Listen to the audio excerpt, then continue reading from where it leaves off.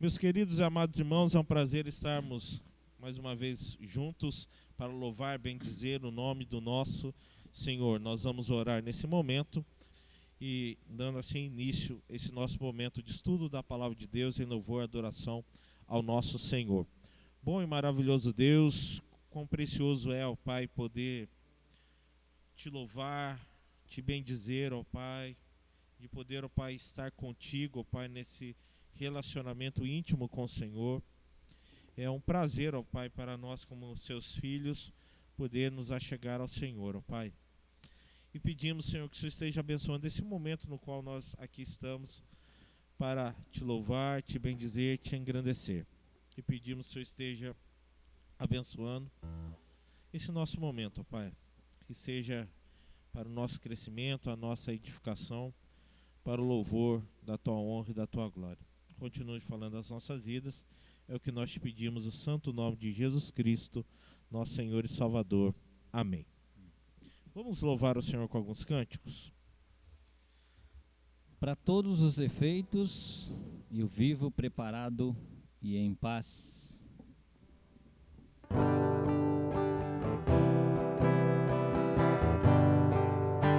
Esperando a volta do nosso Senhor.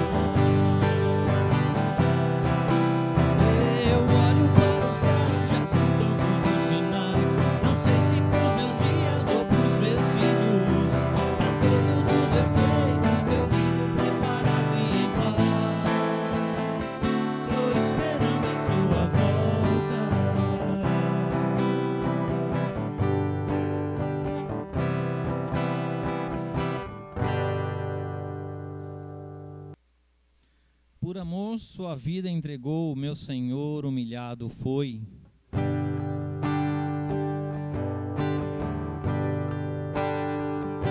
Bem mais que as forças, poder e reis, e a natureza e tudo que se fez. Bem mais que tudo criado por suas mãos.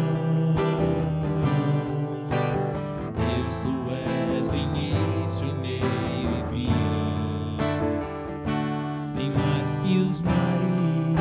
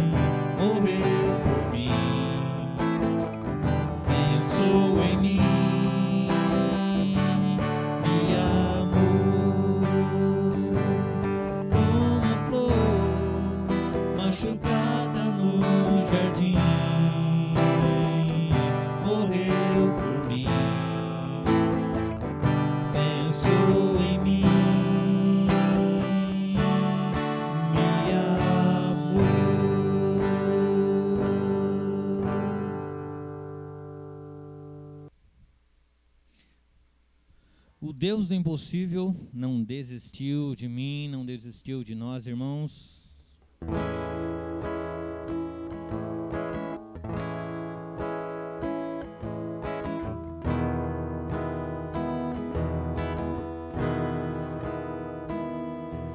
Quando tudo desquina, sua voz me encoraja a prosseguir. Quando tudo desquina, ou parece que o mar não vai se abrir,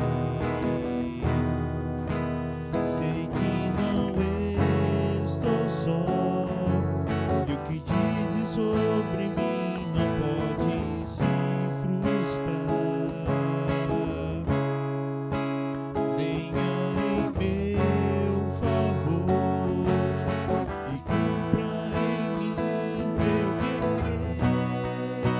O Deus do impossível não desistiu de mim. Sua destra me sustenta e me faz prevalecer. O Deus do impossível não desistiu de mim. Sua destra me sustenta e me faz prevalecer. O Deus do impossível.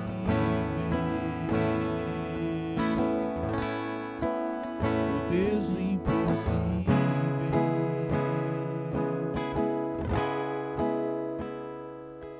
Quando tudo desquina, Sua voz me encoraja a prosseguir.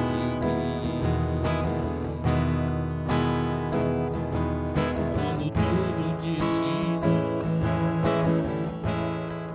ou parece que o mar não vai se abrir, sei que não estou só. E o que dizes sobre mim não pode se frustrar. Venha em meu favor e cumpra em mim teu querer. Deus impossível não desistiu de mim. Sua destra me sustenta e me faz prevalecer. O Deus impossível não desistiu de mim. Sua destra me sustenta e me faz prevalecer. Deus impossível não desistiu de mim. Sua destra me sustenta e me faz prevalecer. Deus impossível não desistiu de mim. Sua destra me sustenta e me faz prevalecer.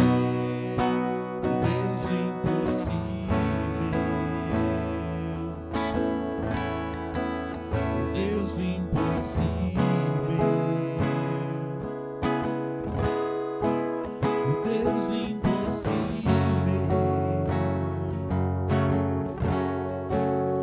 Deus impossível. Amém.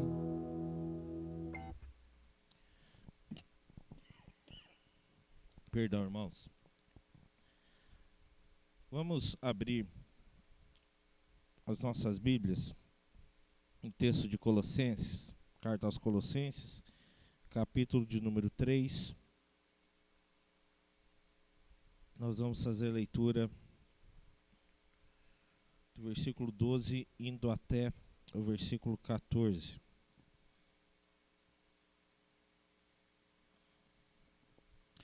Colossenses, capítulo de número 3, nós vamos ler dos versículos 12 a 14. Revesti-vos, pois, como eleitos de Deus, santos e amados, de ternos afetos de misericórdia, de bondade, de humildade, de mansidão, de longanimidade.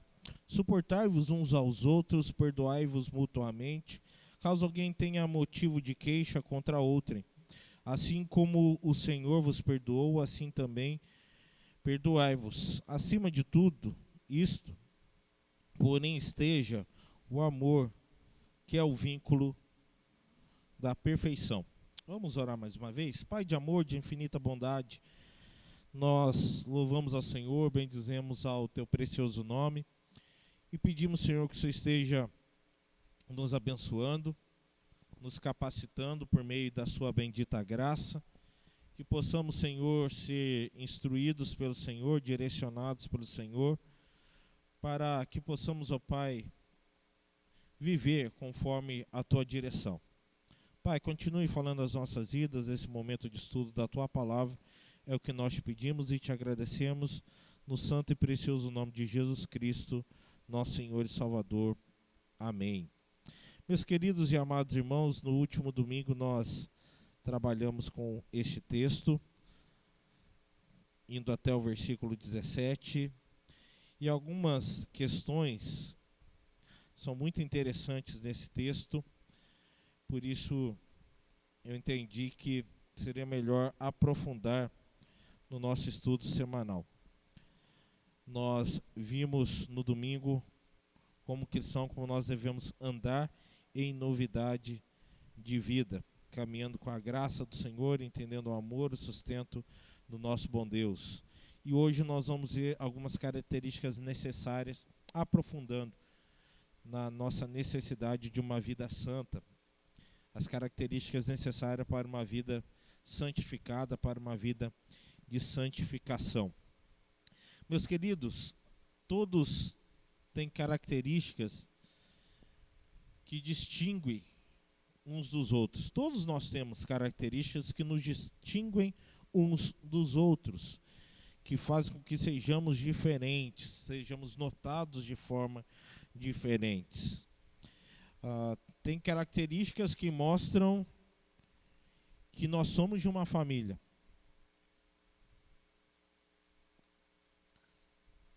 Eu sempre tive acostumado, andando pela cidade onde eu nasci, Cachoeira Paulista, onde eu morei pouco tempo da minha vida, na minha adolescência, no meio da minha adolescência, final de adolescência.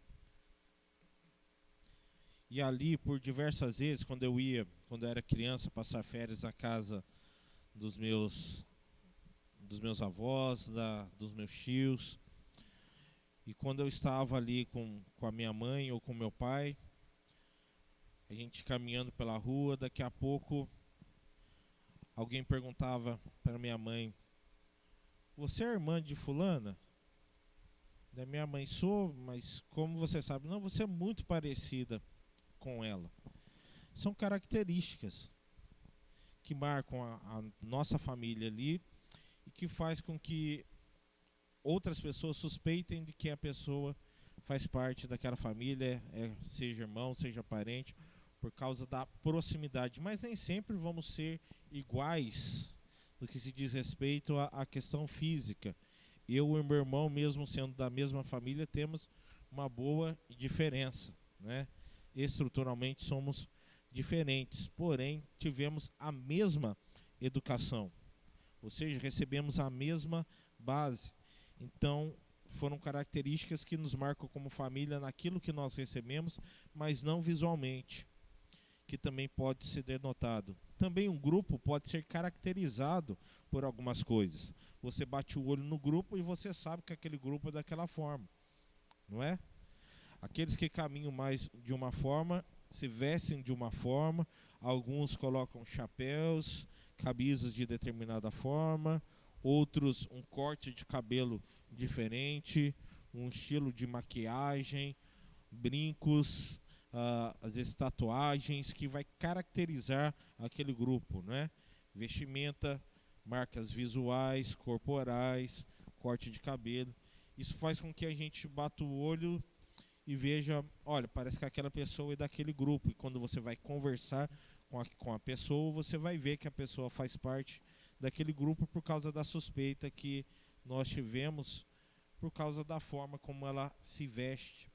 Também nós vemos algumas coisas sob a influência de pensadores, né? Um grupo que segue um determinado pensador recebe esse tipo de influência, e nós vemos na fala das pessoas características que mostram que elas seguem uma determinada pessoa. Dentre essas características, nós temos aquelas que nos mostram a nossa visão de mundo. Por isso que eu falei aqui dos pensadores. A nossa forma de ver o mundo mostra as características que nós temos na nossa vida. A nossa visão de mundo interfere, é interferido por essas questões. A nossa fé sofre essa interferência. Como nós olhamos, como nós analisamos o mundo, como nós cremos em Deus, cremos num único Deus, cremos que Ele é o Senhor sobre tudo, é o que nós cremos.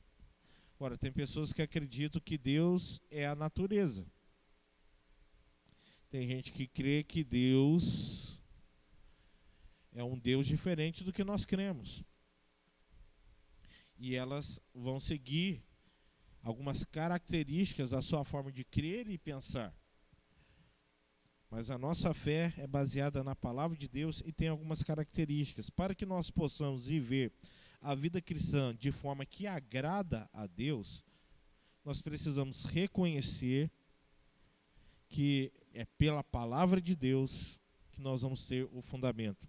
Nós temos que recorrer então à palavra de Deus. Santificação é viver em santidade, ou seja, viver de maneira santa. E santo é aquele que é separado por Deus para viver para Ele. E viver em santidade de vida é buscar viver de forma digna do Evangelho. E nessa vivência da vida santa, existem algumas características para que nós possamos viver da maneira que agrada o nosso bom e maravilhoso Senhor. Vida santa é uma vida de intimidade com Deus, é uma vida de relacionamento com Deus, do relacionamento correto com Deus e com os outros. Vida santa é ter intimidade com Deus, é buscar viver conforme a instrução do Senhor, é viver conforme a sua vontade e o seu querer. E isso tem que ser visto na nossa relação com Ele, a nossa intimidade com Ele e na nossa relação com as demais pessoas, aquelas que o Senhor tem colocado ao nosso entorno, para que nós possamos crescer, desenvolver e caminhar diante da sua graça tão bendita e especial para as nossas vidas. Por isso, eu quero trabalhar aqui a partir do versículo 12, algumas questões importantes para nós aqui, algumas características importantes para que nós possamos caminhar. Lembrando que o revestir aqui, que começa no versículo 12, fala de tomar uma vestimenta. É o vestir-se dessas características que são necessárias para que nós possamos ter uma vida santa por Deus, vivendo essas virtudes que precisam ser cultivadas na nossa vida. Eu quero destacar em primeiro lugar ternos afetos de misericórdia. Ternos afetos de misericórdia. A palavra ternos afetos fala, uma tradução mais literal, fala de órgãos internos. O pensamento da época pensava o seguinte, que era das vísceras que vinha a sede das emoções, ou seja, no mais profundo ali. Das vísceras vinha as emoções. Essa é a ideia de pensar dessa forma, essa tradução traz a seguinte ideia, é falar que o sentimento ele é extremamente profundo, está dentro, no mais profundo de nós. Essa é a ideia, quando se fala dos ternos afetos, é alguma coisa extremamente profunda. E esse simbolismo que fala aí dos órgãos internos, das nossas entranhas, é muito interessante, porque faz com que a gente pense exatamente como deve ser a nossa caminhada. Sentimento é uma coisa profunda. É uma coisa extremamente profunda em nós. Tem coisas que nos marcam, sentimentalmente falando. Tem coisas que nos machucam, sentimentalmente falando. Tem coisas que estão no mais profundo do nosso ser e ninguém vê. Está lá dentro, mas por fora nós demonstramos que está tudo bem, que está tudo caminhando, mas por dentro está machucando, por dentro dói. Os ternos afetos de misericórdia é algo que vem de dentro, do mais profundo do nosso ser. E nós temos essa misericórdia que vem do Senhor para a nossa vida.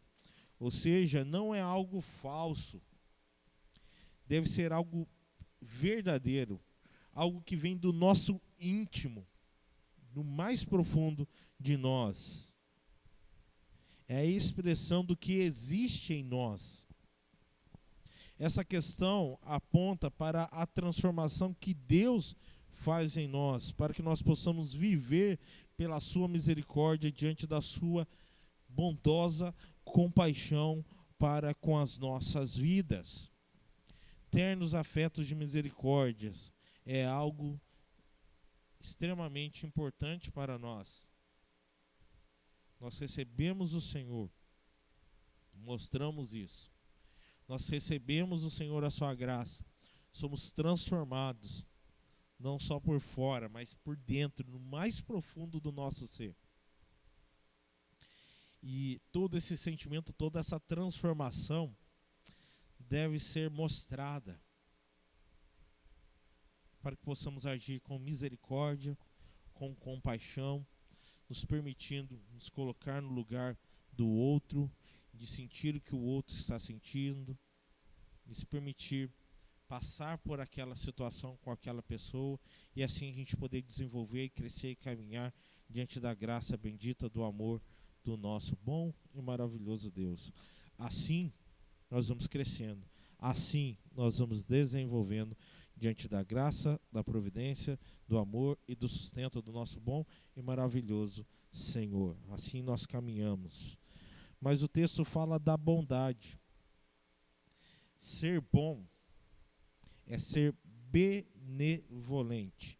Ele fala dos ternos afetos de misericórdia, ele fala da bondade, e a bondade aqui, esse ser benevolente.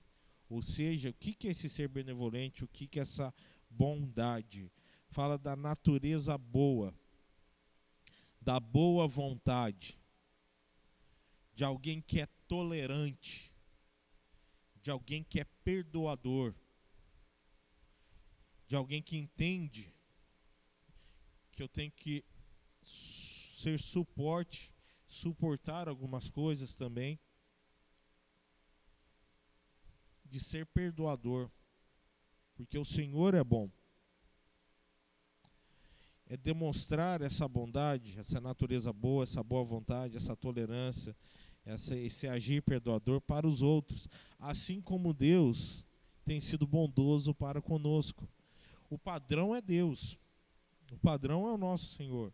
Agir com bondade é agir generosamente, é olhar a necessidade do outro e ser generoso com a necessidade do outro. E olhar para o outro e ver a situação que a pessoa está vivendo e aquilo que a gente pode fazer e fazer. Quando a gente fala de generosidade, às vezes a gente pensa só em questão financeira.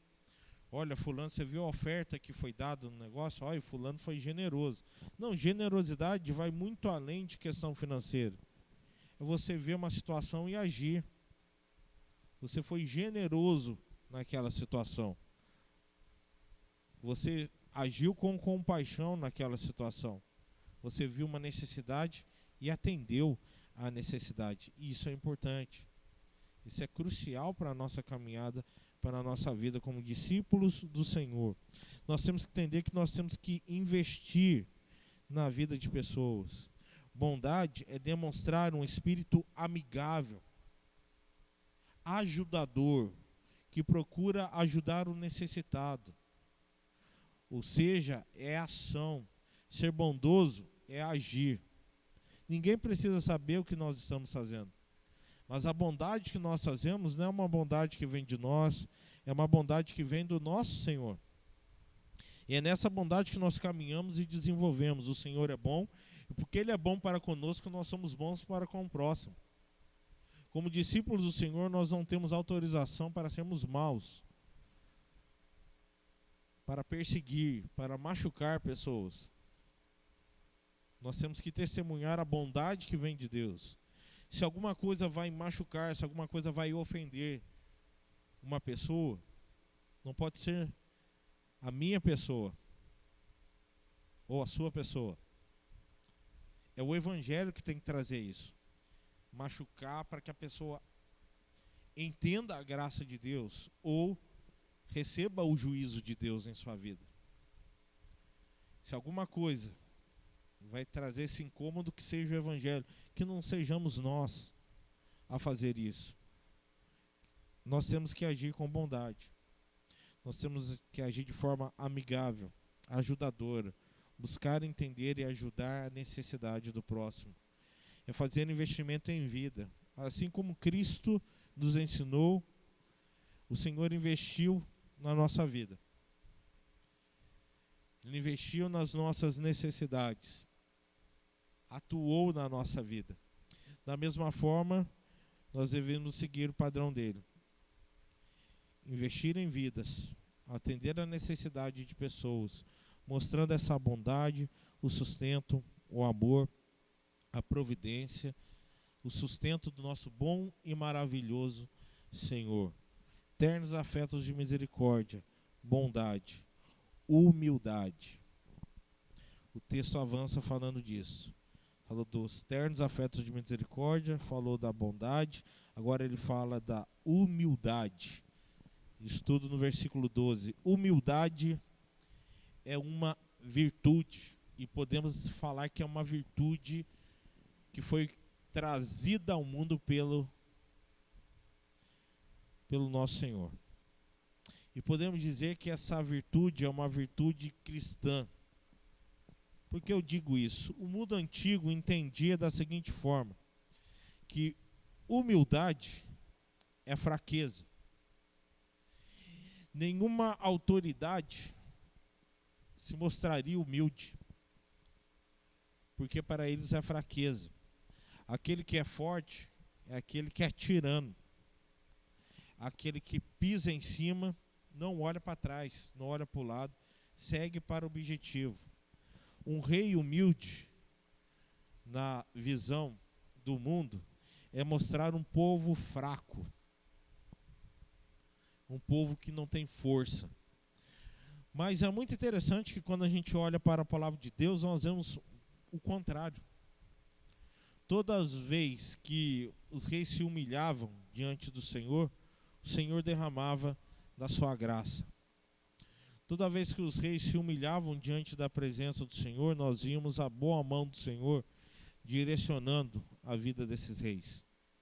Toda vez que houve verdadeira humildade, não a falsa humildade, aquela que é para chamar atenção,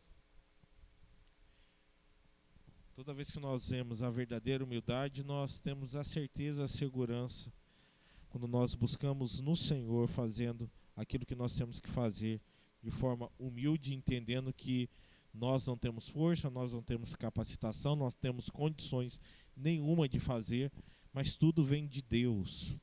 De agir de forma humilde. É entender que eu não tenho que me exaltar. É entender que também eu não tenho que ficar me depreciando. É entender quem nós somos diante de Deus. É entender aquilo que Deus nos deu e desenvolver aquilo que Deus nos deu, fazendo para a honra e glória de Deus. Um dos nossos grandes defeitos é quando a gente acha que sabe demais, quando a gente acha que faz melhor do que todo mundo e não se atenta à seguinte questão: tem outras pessoas que podem fazer bem ou melhor do que nós. Eu tenho que ter humildade para reconhecer que tem pessoas que são melhores do que eu, mas também entender as habilidades que eu tenho e desenvolver as habilidades que Deus me deu para a honra e glória do nosso Senhor. Ser humilde é entender o ponto exato que nós estamos, aquilo que precisa ser mantido aquilo que precisa ser aprimorado. Tem coisas que nós já conseguimos fazer bem e com excelência. Então elas devem permanecer ser feitas bem e com excelência. Tem outras que nós precisamos melhorar. Tem coisas que nós não vamos conseguir chegar à excelência porque nós não temos a habilidade para aquilo.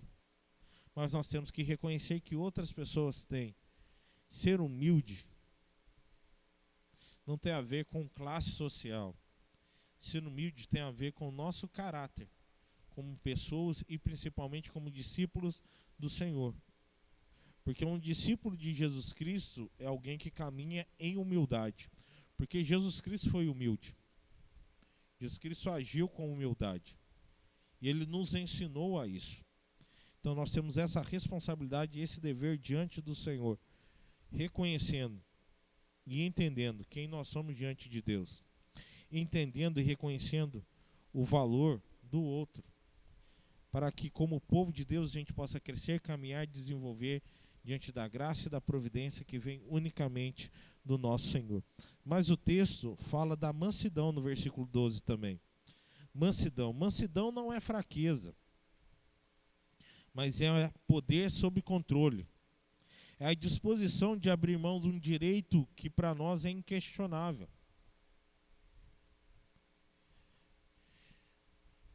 Ser manso é entender que não é o meu direito que prevalece, mas é a vontade de Deus que prevalece.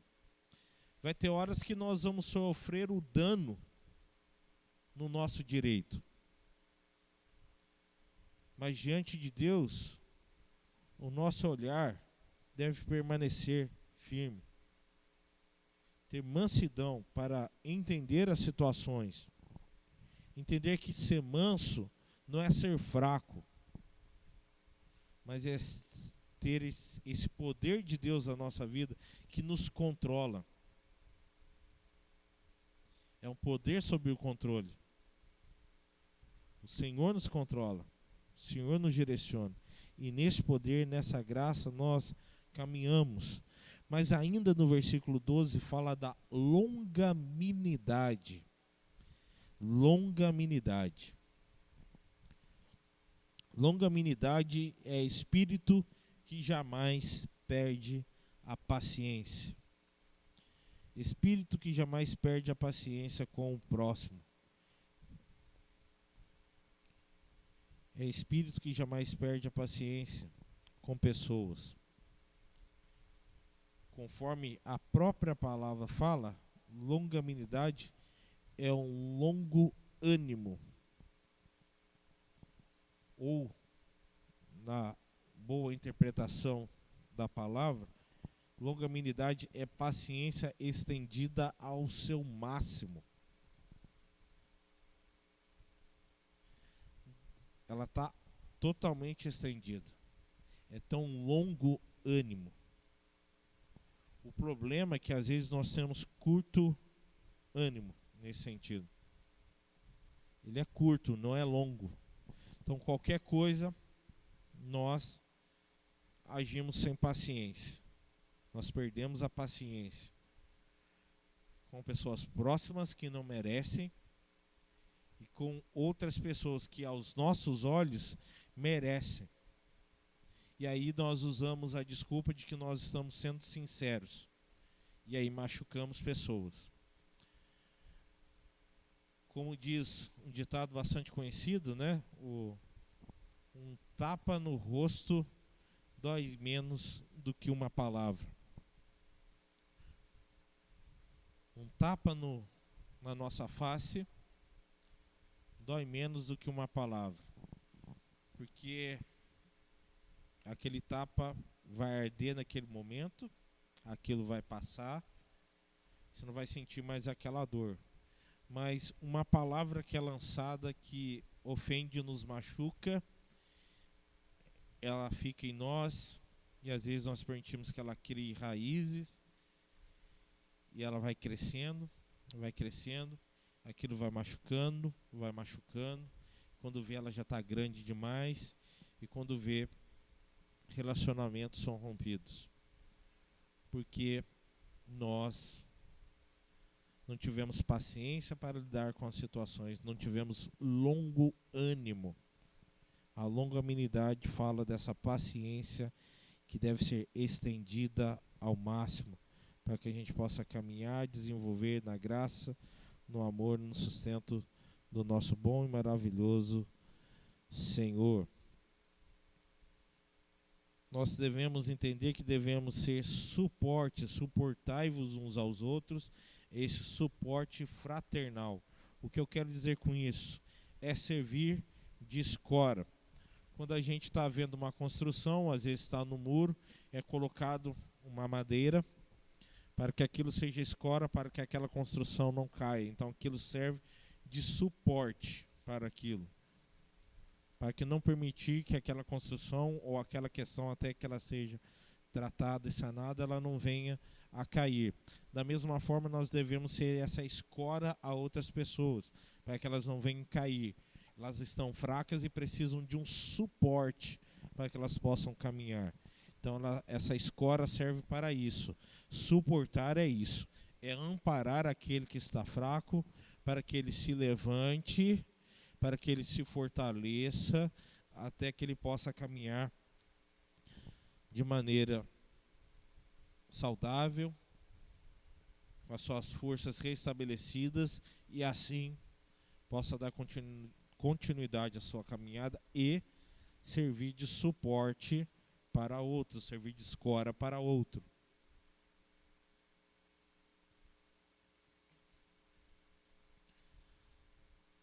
Na igreja, aqueles que antes eram fracos na fé,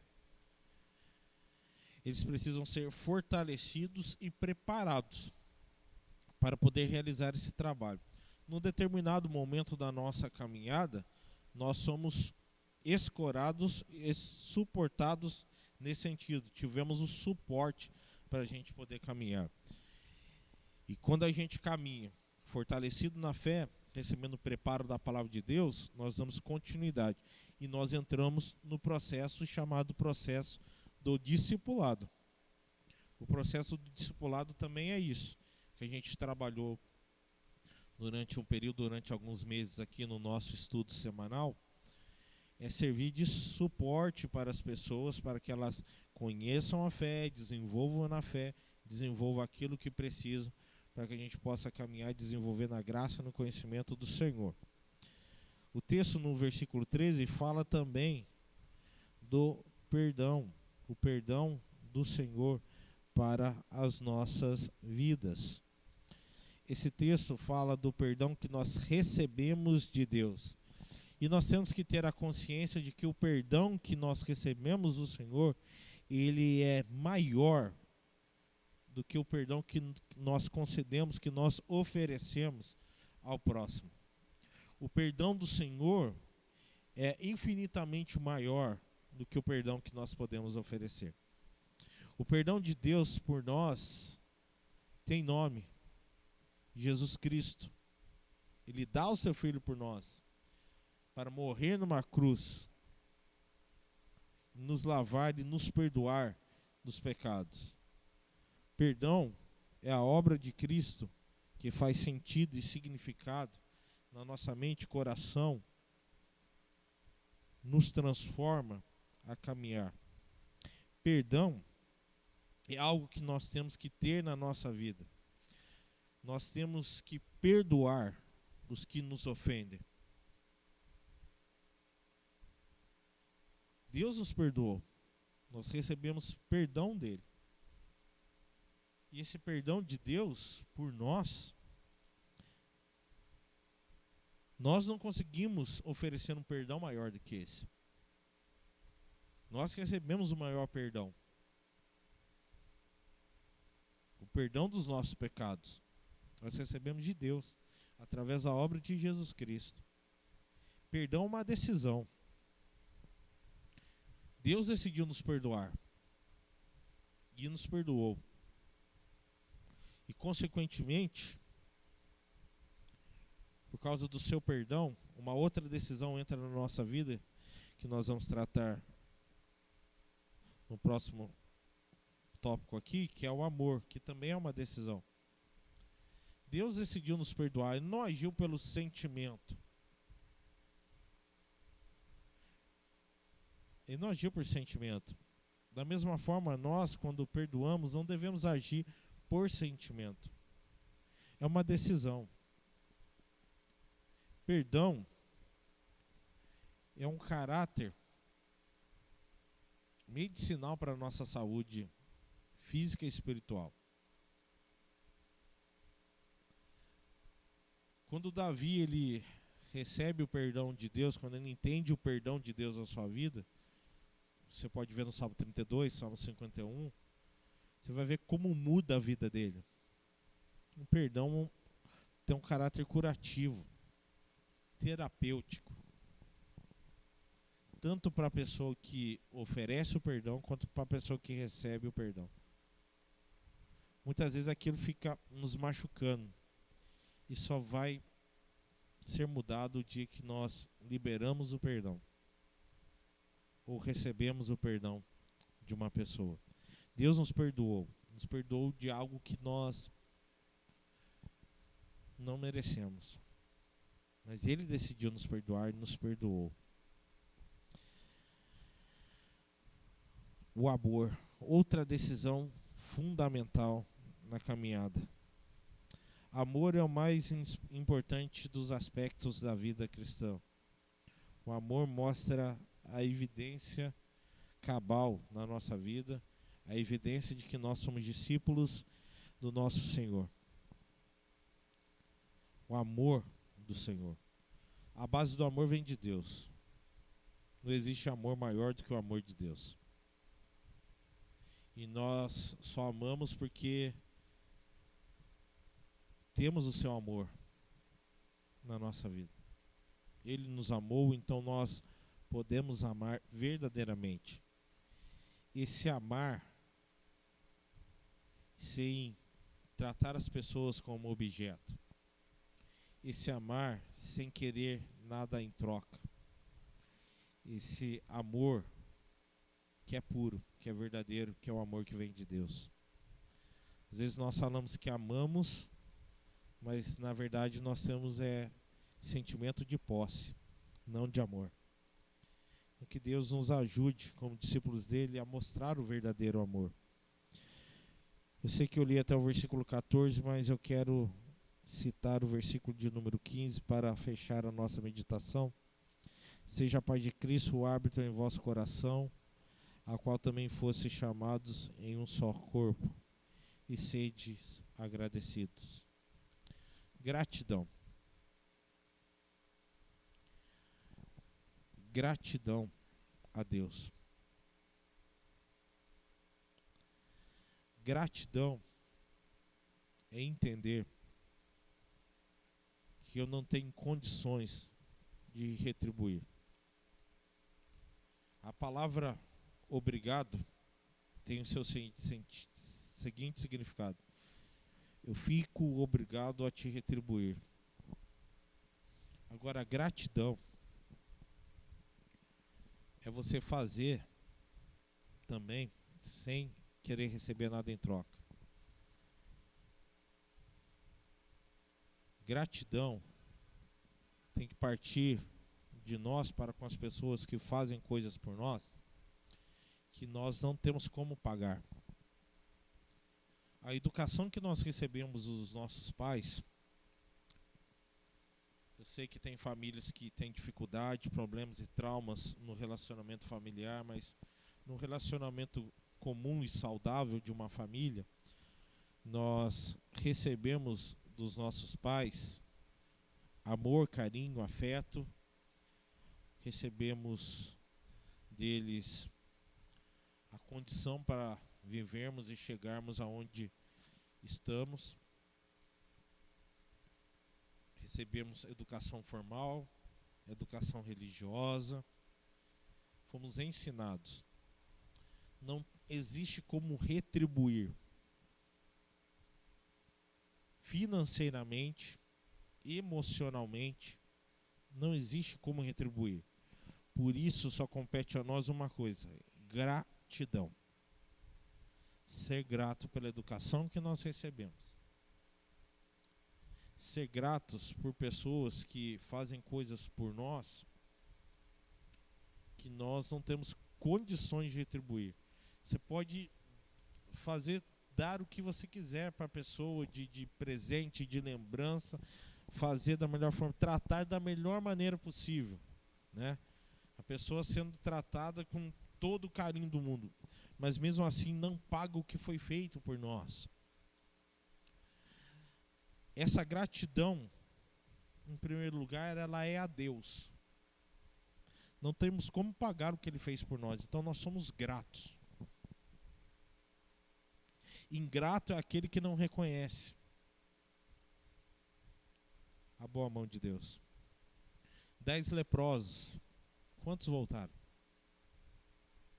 Um voltou. Esse texto fala de gratidão.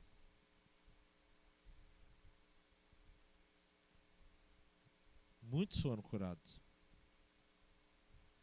Mas um se voltou, se dobrou de joelho diante do Senhor e foi grato a Deus. Grato pela cura que recebeu de Jesus. Reconheceu que precisava de Jesus. Não usou Jesus para obter aquilo que ele queria. Mas entendeu que se não fosse a ação de Jesus, ele continuaria leproso. Gratidão a Deus. Gratidão dentro da nossa família, dentro da nossa família da fé, dentro dos nossos relacionamentos. Nós temos que ser gratos, louvando, bendizendo, honrando o nosso bom e maravilhoso Senhor.